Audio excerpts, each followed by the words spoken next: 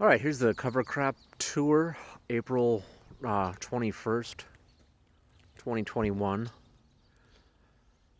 This was all planted last fall, around September 15th or so, except for the far back section beyond the sprinkler, which we'll come around to. That was planted right around Thanksgiving, and that was cereal rye.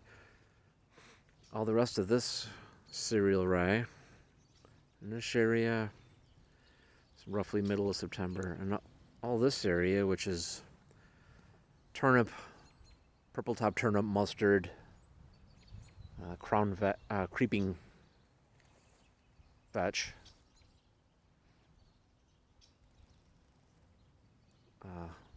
is doing okay. Unbelievable how much soil moisture this patch is soaking up. This garden is always sopping wet this time of year, but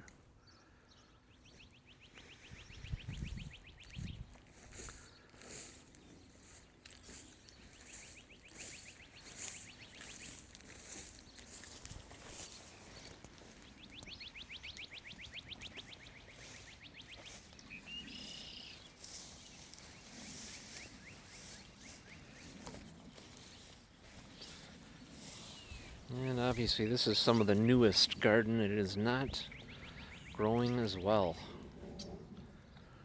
I'm not exactly sure what the deficiency is, but well, being planted later, for one thing, last year's development wasn't as good, but it's just not growing as well as the rest of the garden is either. It's suffering. And I did add a little bit of nitrogen, actually, to this spot about a week ago, and it hasn't improved much.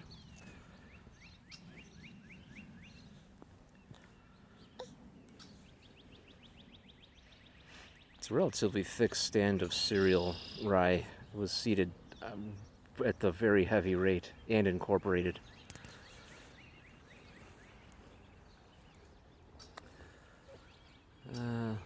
Weed control, excellent in there, I'd say. Fantastic in the far section with the cereal rye. Obviously, there's some pretty hardcore creeping Charlie infestation going on here. I guess I need to remind myself, the cereal rye that I planted in this west half of this garden, the seed was bad. I did not do a germination test. Bought a 50-pound bag of it, and that's disappointing. There's almost no cereal rye in this. Thankfully, the other seeds took over, and the other cover crops anyway. There was red clover in here too, and Austrian winter peas. But the hairy vetch,